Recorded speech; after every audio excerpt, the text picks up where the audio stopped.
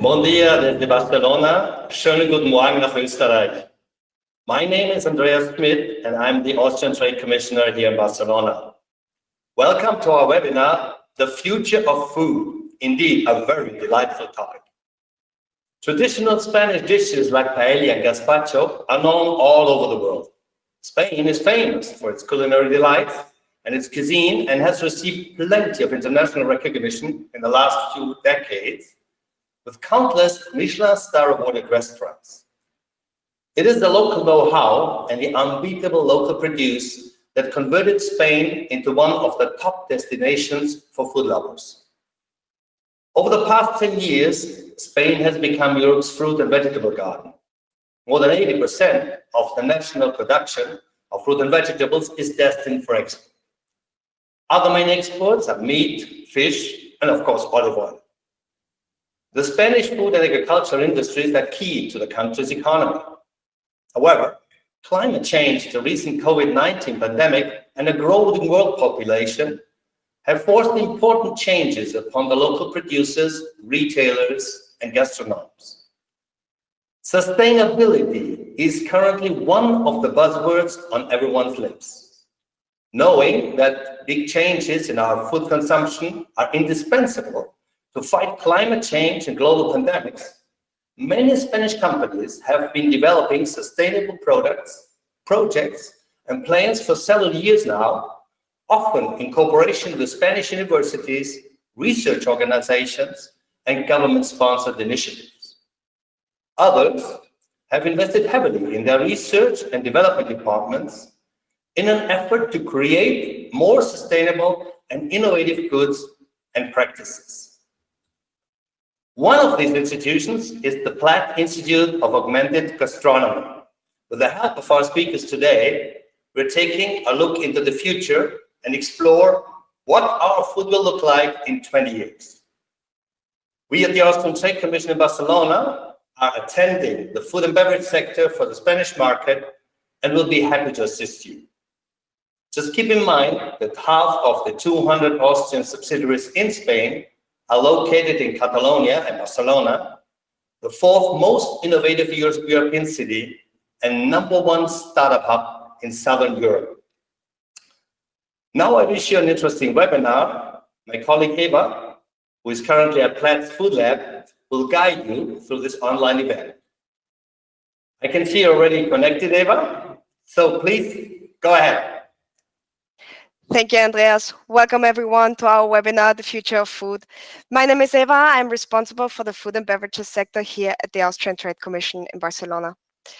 Like Andreas just mentioned, I'm currently at the Food Lab of Platt Institute of Augmented Gastronomy.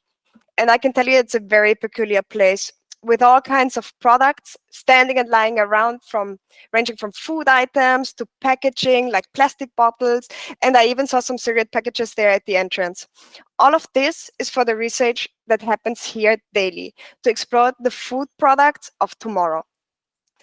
Now, let me introduce our speakers.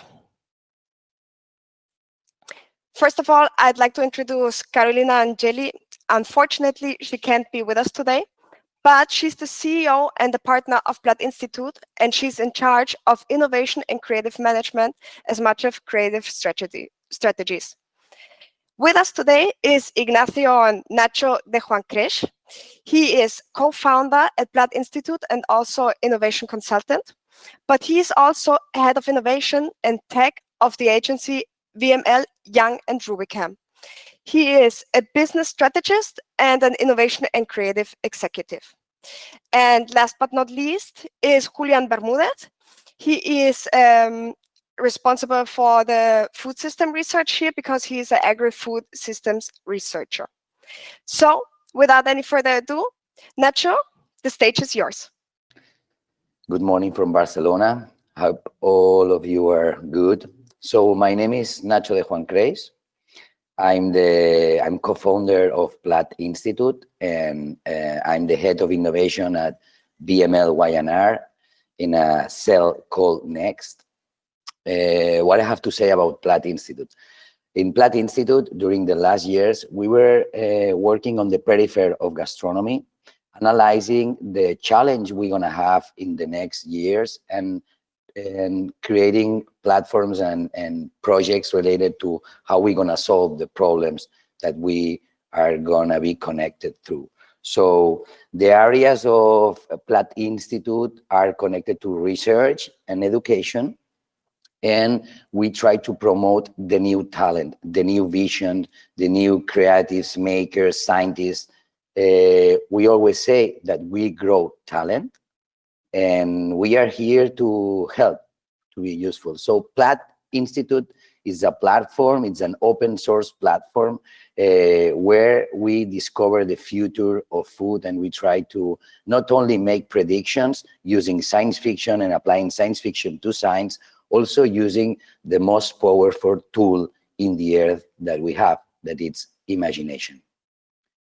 I will say that during the last years, we were working with different international companies, governments, visionaries, technological centers, working in different fields, trying to discover the new chapter, or like the periphery of the industry, discovering the fusion between science, art, technology, gastronomy, all related to health, always. So we use that kind of mechanics and systems at Platt Institute to discover the new world. We are a kind of observatory of futures, and here we work with multidisciplinary professionals specialized in emerging technologies such as food design, food tech, social food, sustainability, circular design, and all these fields. So we try to help the companies or the different entities that work with us, discovering the future of this industry, analyzing the history, analyzing the patterns that the future is drawing, and trying to jump into this emerging future. That always, for us, it's extremely important that the business model merge the word economy and ecology. They have the same root, etymologic root, and it's key for us. In Platt Institute, we are touching two big areas. That's the Sci-Fi Food Lab, where advanced innovation through disruptive research and develop adult projects for educational institutions, governments, and brands. Let's say like the lab, we are applying two different levels of innovation. There's evolutive innovation and there's disruptive innovation. In the Sci-Fi Food Lab, we apply disruptive innovation, kind to see much more further away. There's more risk on this research, but the success can be much more bigger. The Institute, it's creating learning experiences, implementing innovative methods, such as video games, applying to education. And we work with augmented reality, virtual reality, holograms, robotics, interaction. And all these tools, we use it for creating experiences on knowledge that they merge learning, having fun, and learning by doing. That kind of facts are involved in the process, in all the process we do in our ecosystem. I will pass the word to my colleague, Julian.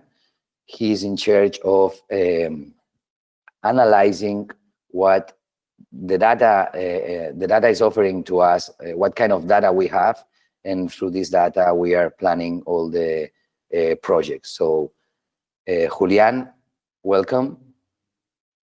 The floor is yours. Thank you, Nacho. Good morning, everyone. I would like to give thanks to Andreas and Eva and all the team from Advantage Austria, who are giving us this opportunity, and as well to all the attendants. I think this is a great moment to analyze all of these factors in the midst of this pandemic. I think that we have a very interesting road ahead, and it's important to address these issues from now. This part, we like to call it the path to a sustainable, holistic agri-food system that promotes opportunities for all. Climate change is probably the greatest threat that we're facing. It must be addressed in conjunction with the different sectors. Agri-food systems encompasses natural resource as a key to the planet resilience and our surviving. Through an inductive analysis based on research articles and disruptive innovation, we aim highlight that what are the different roles to play. Identifying that value change brings systemic solutions for actors involved. It's a holistic opportunity to emphasize joint value and ancestral wisdom that can provide many inputs. What are we going to eat is probably a question that humans began to consider a long time ago. Particularly, we can verify that it has been one of the big changes in history. Now, how far from the security line we have passed? Is the current food system a driver of illness? Should be probably today's main concern. Both sides of the coin face terrible realities, whether for abundance or for lack of it nowadays. The type of diet is one of the major causes of disease. In one hand, around 800 million people worldwide suffer from hunger, and at the other hand, it's even worse. Overweight and obesity is a reality for more than 2 billion. If we want to answer this question, we could do it while we contemplating our plate of food. Today, our diets can be hypercaloric, ultra-processed, oversaturated with sugars, and with large amounts of meat. They can overreach the necessary calories intake per day.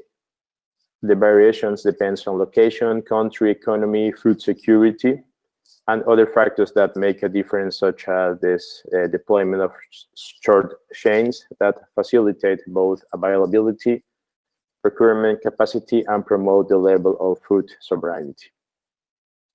Okay, so food systems is the matter of this short talk. Let's analyze some factors and their relations all along the value chain, like natural ecosystem, which are being put under a lot of pressure. Processing, packaging, transportation, and waste are some of the factors as well.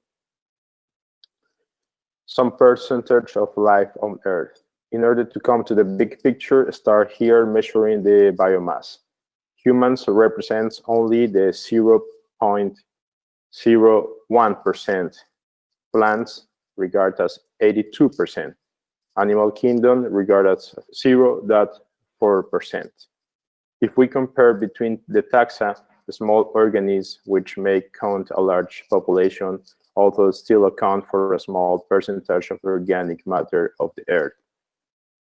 The around 8 billion of inhabitants that we just said represent 0.01% are responsible for activities like global trade, consumption, and population growth has caused 83% of the loss of wild mammals and around half of the plants. But livestock abounds. 60% of mammals are livestock, cattle and pigs mostly, 36% are humans, and only 4% are wild animals. 70% of the birds are chickens and other poultry, and only 30% are wild birds. This clearly represents a forcing of the balance between species. This is without making any mention into the whaling industry, forcing the loss of over 80% of marine life. Do not ignore that out of the 100% of the land arable, 70% is destined to meat cultivation, and the remaining 30% for agriculture. And between these two, in addition to packaging, distribution, and logistics, among other visible factors and invisible factors, a large amount of greenhouse gas are generated. Food production is responsible for 1/4 of the world's greenhouse gases emission. Here is where we must put a lot of efforts and find solutions. We can spend a lot of time analyzing the different relations in between, but what is most important to mention here is that some of the solutions could come from our sources in terms of menu selection, type of diets, and how we prevent losses and how we close cycles. Regardless of whether you consider that food should be based on some type of animal protein or a type of plant protein-based diet, keep in mind that the two models warrant a review of their dynamics. This is what we call foods in the Anthropocene. Nutritionally healthy and suitable for both us and the planet. These are the planetary and healthy limits. This is basically a diet based on more products of plant origin, although there is not yet a planetary council in terms of the definition of this type of diet, since it will depend on, again, the bioregion, climate, soil status, production possibilities, public and private wills, and very important of civil society level of involvement. Assessment of rural, indigenous production, communities, and actions are more resilient society. We might think that there are many of us feed properly. However, today we already produce more food that we consume, and we throw away an important part of this production. It is not only how we do ensure to proper distribution and thus give to those suffering from a poor diet of hunger, but how do we to rebalance and prevent more people from dying today from causes associated with overfeeding. We can continue analyzing some of these factors, but this is so important for us thinking about this roadmap that we have through 2050. This is one of the biggest goals that we have, which is a zero emissions goal. And then we have as well 2030 agenda with the SDGs. We're going to talk about some of these factors, and this is what we like to do in the Platt Institute. We go, we travel in time until these different decades and analyze some of these issues, and then we bring back some of the solutions so we can design a path until then. So I'm gonna pass to Nacho again, and then we continue discussing this. Nacho? Thank you, Julian. So as you mentioned, we are losing our biodiversity, and let's say that the Earth, it's our home. There's not other homes in the space. So how we can protect this? How we can work together to create a strong plan? Are we waiting for governments to do that since the last maybe 50 years? Are we waiting to big companies to do that? So maybe now it's the time for companies to be pioneers. Are companies understanding or trying to do like business where economy is the central point, but this economy and the P&L of every year should be really related to the ecosystem we live in? It looks like we have a forest and it's winter, and we have like not too many trees. There's 2, but we need fire. Should we need to destroy the forest and these 2 trees because we need to be heated, or we need to think differently? We need to create, maybe just walking, we can create with our kinetic energy, something that with our feet, we replace it in a kind of a, something to use it. I mean, like life, it's amazing. We need to redesign it and we need to work together. That's why we put here future. What's future? Future is a summit about food design, food tech, and sustainability. And this summit is the 2nd edition here in Barcelona. We were choosing the most advanced companies around the world, the most pioneering projects that are merging in their business plan a system that combines the model of economy and ecology really infused.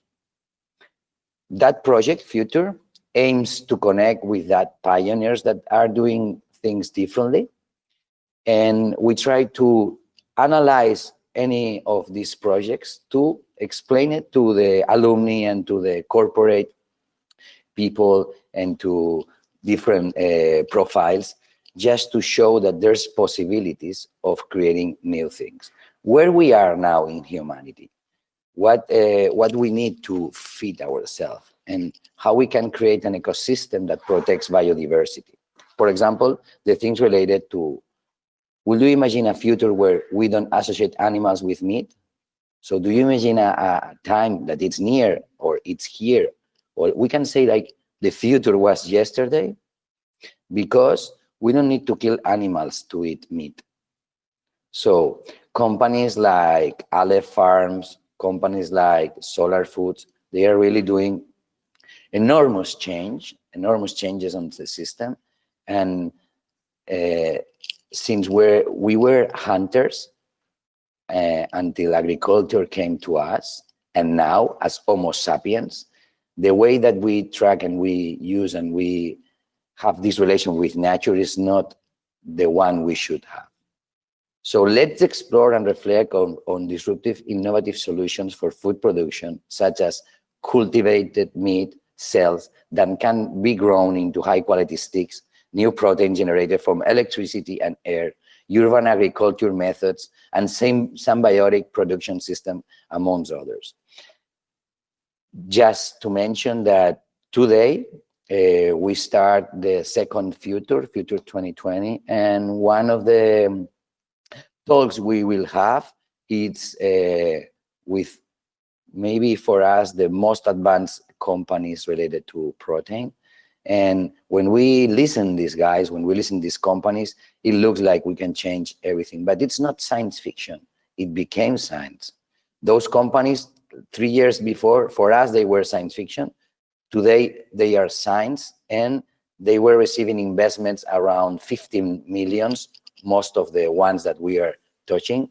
For example, Eura, it grows at 600%, the plant-based protein in the market. And as Andreas was mentioned, we in the south of Europe, and also connected to Catalonia and Barcelona, we have a lot of talent, a lot of startups in that position. And we think we must connect all these startups. That's why we create this panel of discussion, and with aiming to transform this discussion into information for everyone, getting some insights about how we can jump further into different levels of how we will eat in the future. So meat, it has an important role, and I'm sure you know that we are living in a revolution. Just to mention, for me, it is like in the middle of the 20th century when we were traveling by boat, and suddenly appears the airplane transportation. That's something in a parallel metaphor, something that it's happening now. We don't know exactly what's happening, but it will change everything. So let's bring another fact related to what Nacho is telling us. The environmental impacts of food and agriculture could be measured all over the value chain, and this rise up to 26% of total global emissions, which for food represents 30.7 billion tons, livestock and fisheries 31%, crop production 27%, land use 24%, and supply chains 18%. Agriculture use 50% of global habitable land, where 77% is for meat farming, and the other 23% is for agriculture. Agri-food systems are interconnected and relies on natural resources. Produce food coming from agriculture, livestock, fisheries, counting factors as production, post-farm, process, and distribution are direct drivers of biodiversity loss and ecosystem damage.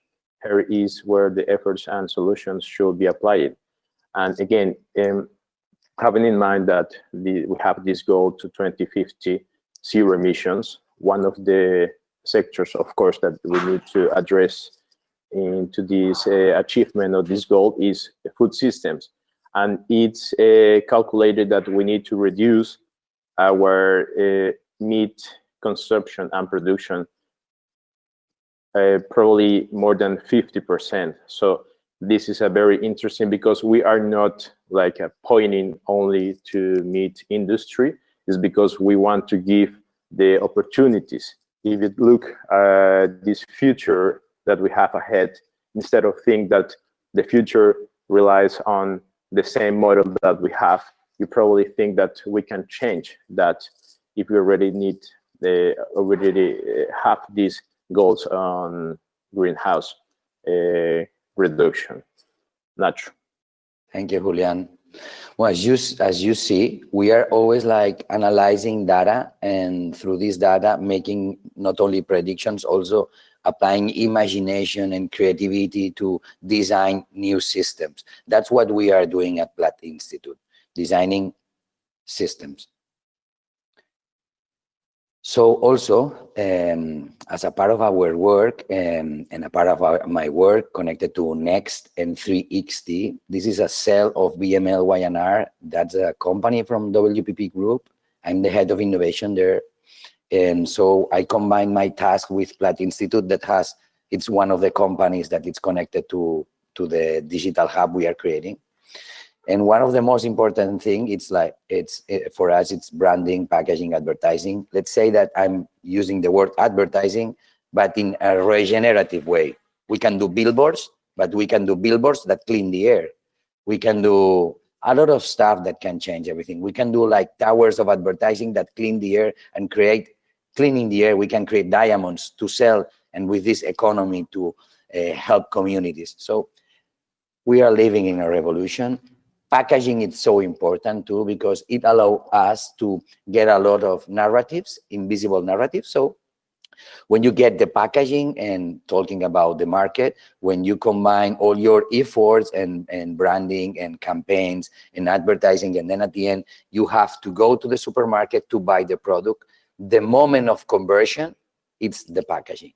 What we are now doing, it's combining new technology of interactive inks, thermoreactive materials, smart materials done by circular design, also applying technologies like augmented reality, mixed reality, virtual reality, to kind of connect different worlds, to connect the real world with the imagination world. Let's say that reality has 1,000 barriers and imagination has no barriers. With that, we can do amazing things. For example, connected packaging. What means connected packaging?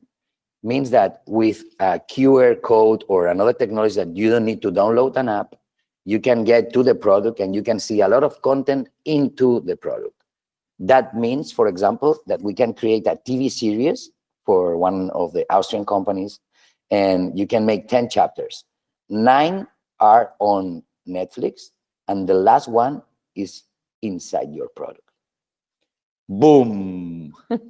So that's one of the possibilities of that. I mean, like, we are working all the time trying to discover new fields, working with different companies in a big level. We are 7,000 people in the company in different parts of the world, but there's people like really creative, really people that there's different profiles, but at least we were working 30 years doing that stuff. We're working with the most advanced technologies and companies around the world to discover the way to connect with the new consumers. The future of zero impact retail.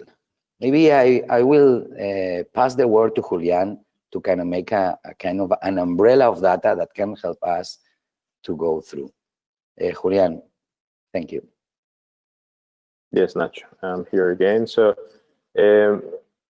using the typology from the International Resource Panel from the United Nations Environment, adopted by the panel of experts on food security and nutrition, categorize the world food systems as traditional, intermediate, mixed, and modern. They may overlap and interact. Traditional food systems are primarily low external input system based on natural process. Modern food systems are large, high external input systems strongly dependent on purchase inputs. Intermediate or mixed food system, the largest number of the world food system, can be classified as intermediate, providing food to around 4 billion people. These systems include different small and medium-sized producers.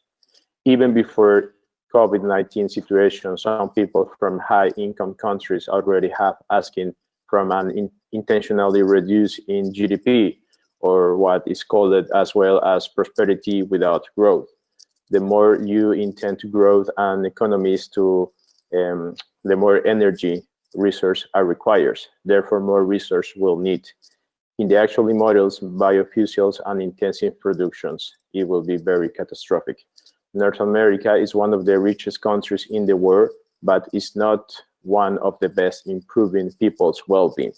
For instance, Costa Rica has higher life expectancy than the US, higher happiness indicators, and yet 80% less GDP per capita.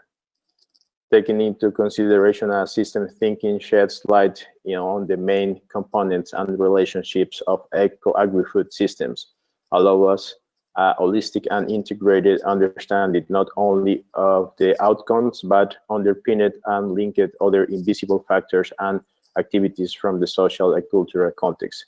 Sustainable and holistic food system is one of that deliver food security, allow food sovereignty, and encompasses economic, social, and environmental, promoting healthy diets for both the people and the planet. Nacho, back to you. So we were talking about the future of zero impact retail. During future, we explore things as production in the point of consumption, the self-sufficient kitchen. To achieve zero impacts product, we must explore the possibilities of food production closer to our consumption spaces. From food creation to power generation, everything could be created within our kitchens. Do you imagine a kitchen without waste?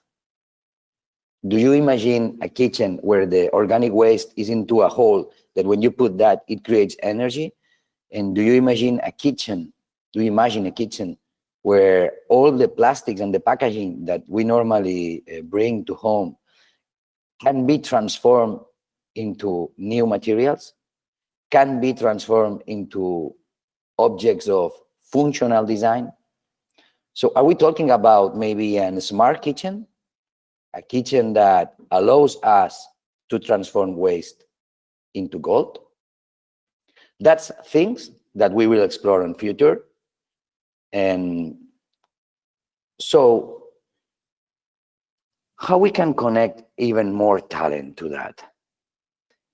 I explain you a little bit about one of the companies that is sponsoring a future, that is VML Y&R, the company that I'm working with. So in the changing and competitive context that we live in, the objective of this agency in Barcelona is to keep pushing our clients to be at the forefront of their markets and connecting them with the last disruptive innovation trends, technology, and sustainability. That's why we created Next. N3XT. Next, it's a planet-centered design lab. It's an innovation cell inside the agency that works beyond communications. Also has, Next is a connection between different entities. So it allows us to work as a future observatory to boost innovation, sustainability, augmented creativity, technology, to create new solutions for while bringing a positive impact to society. And our work is focused on 3 strategic areas: food, health, and planet. As I mentioned, we are creating a center of excellence. So now in BML, we are 7,000 workers. We divide by teams and countries, but that doesn't mean that you find the same agency every place in the world, in every city, that we are creating centers of excellence. There's different centers of excellence around the world. I'm connected to the centers of South Europe, and it's called the Center of Innovation, Sustainability, New Materials, and Packaging. Inside that center, we create Next. That cell, it's a kind of an elite team, so a unit that we can work in international levels.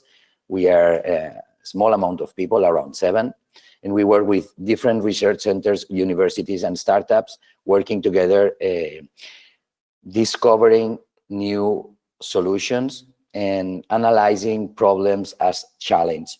So we have the focus of evolutive innovation, as I mentioned. So it's like innovation for today, how we can improve the products that our clients has today in different parts of the world, and in disruptive innovation. I mean, like how we can see much, much, much far away where the horizon is, What's happening there? We think that we need to really think in these two levels to understand and to make feasible the projects that we are doing.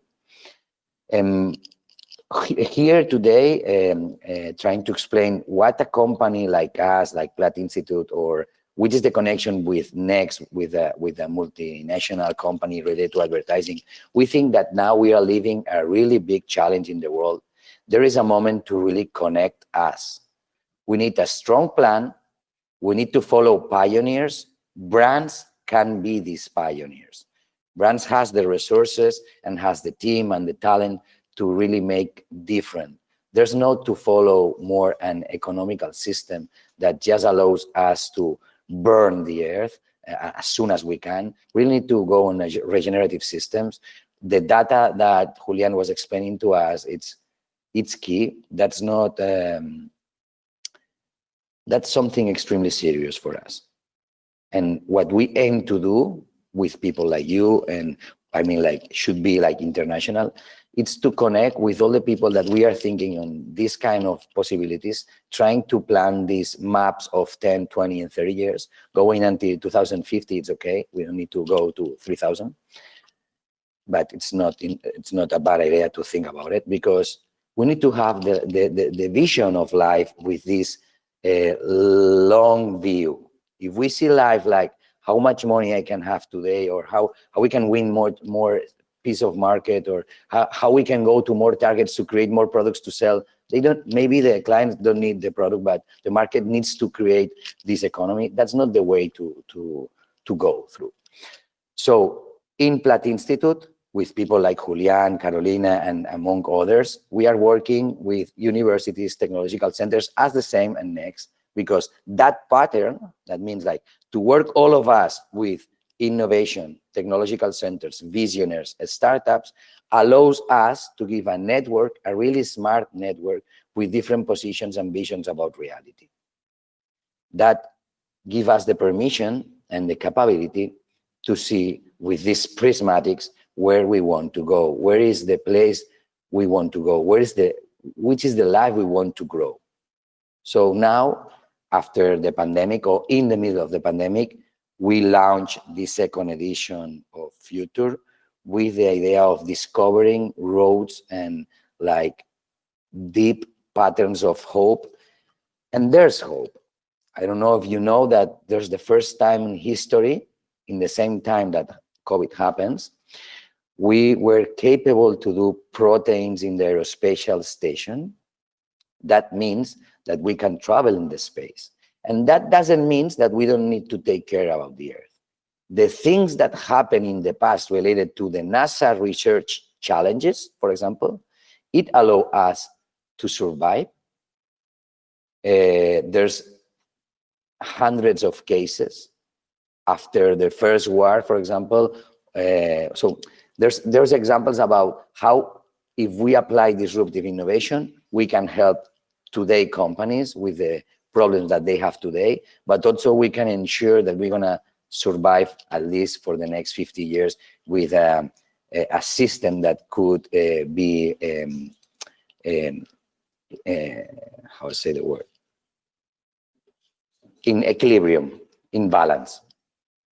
So if you want, Julian, we can start with Eva now, a little bit of conversation about some topics, about some doubts that people can have. Thank you for listening. Well, thank you very much, Nacho and Julian. First of all, I think it was very interesting. I know that we already had a couple of times talks about this topic, and it's a very broad topic, and I think it includes many players, but it is definitely important. We're now passing on to the Q&A section, so it's Q&A time, and I'd ask you, Nacho and Julian, to switch on your cameras so we can actually see you. Okay, we got a couple of quite interesting questions. I'd like to start with one that is, I think, pretty short. So first of all, we'd like to know, what do you think is going to happen with the meat producing industry if we change from normal meat to plant-based meat? Nacho, would you like to answer that question? I love to, but I think that word is for Julian. Okay. Well, it is not only about the meat industry that we need to focus on these kind of questions and looking forward to the system of production and the food systems. I mean, to feed the amount of inhabitants that we're gonna, or the United Nations are thinking that we're gonna have in 10 years and 20 years, our agricultural systems needs to change as well. But again, this is not about to point one versus other product. What we need to understand is that we need to feed amount of people, but as well, we have these planetary boundaries. We need to understand that the planet as well needs some solutions, and for our well-being, it is not only necessary to address the meat production. We need oxygen, we need more biodiversity, we need more natural resource. So we need to understand that we need to grow our productions, but as well we need to meet the planetary boundaries, in this order to have equilibrium. So it is not that the meat production has like difficulties. I mean, it will be necessary that the meat production reduce, but is in order to have more another source and another different products. It's necessary to understand that whether if you like to eat or not meat, necessarily you need to understand that it's a matter of equilibrium to the ecosystems as well. We cannot afford to have more land to grow only meat. We need to regenerate this land to have more biodiversity and another source of ingredients that can provide us with a more interest and fun diet. This is interesting in the sense that if we change one product in order to meet our necessity of calories and protein as well, but we have more plant-based products, we can address our necessities in order to have a healthy diet with a more different and variety type of diet. So obviously we need to have some change, not only at the meat industry. We have to think about how the gastronomy sector can help us to provide all of these products. If we look, there is a very interesting rank of the countries where it's where it's more interesting, or they have like the best eat systems.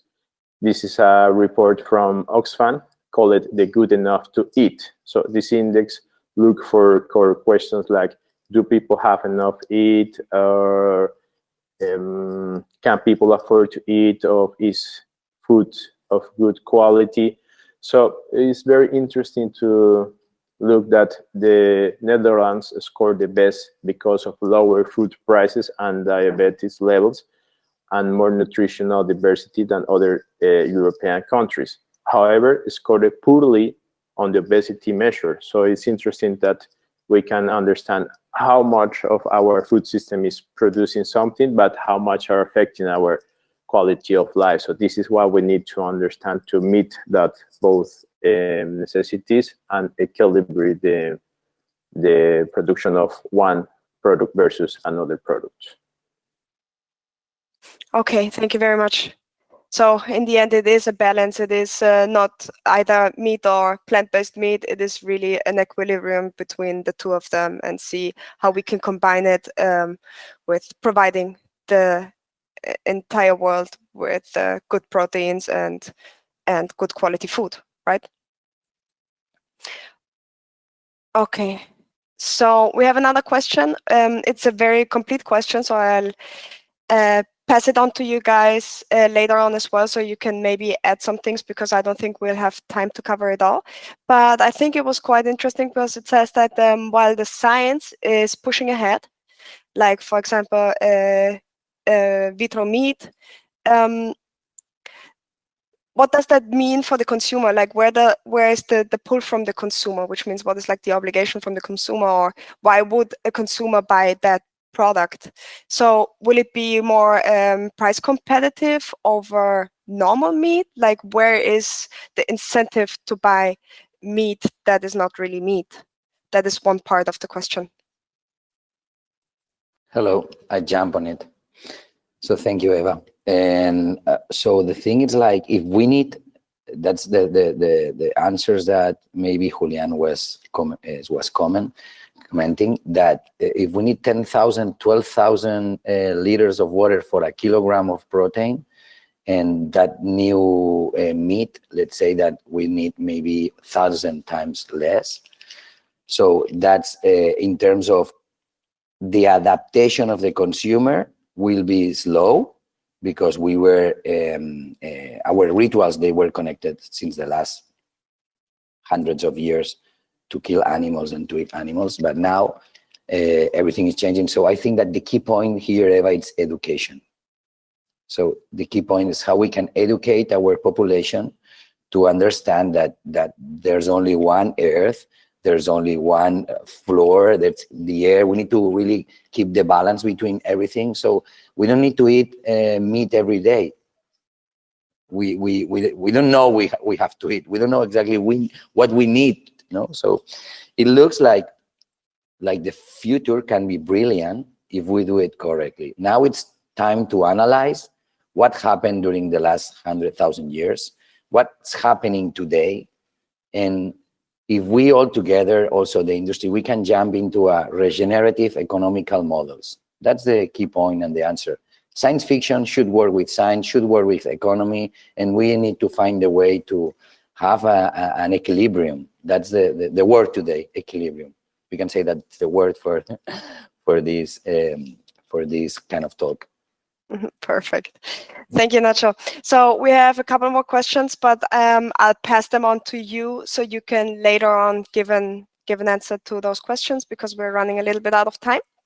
So first of all, I'd like to thank you guys for your time. It was very, very interesting. I think that we covered a very important topic. I think that we all realized that this topic is so huge and there's so many players involved that it is time to start talking about it. I think maybe it's already a little bit late to start talking about it, but I definitely think you guys are doing a great job with ideas like the future and ideas of creating an ecosystem where different players work together and have the chance for exchange in order to make the future a better future.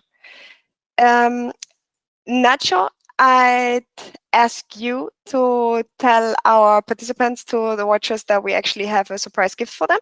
So I think, yeah, I'll pass the word to you.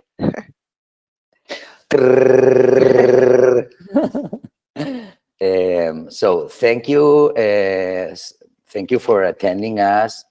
Thank you to Advantage Austria for being with us today, choosing us to explain what we are doing. Our work is like 24 hours a day. That's not work, it's our passion. We are growing talent here in Barcelona, and we can connect this talent to you guys. And what we offer here today, so we are launching Future, the summit, in 1 hour and a half. We will have like different talks and conference and workshops and gastronomic experiences. If you are in Barcelona, call Eva, because maybe we can connect you to some of the things that are going to happen in reality. At least 99% or 95% of this project will be digital. So if you want to attend the talks, they are all for free.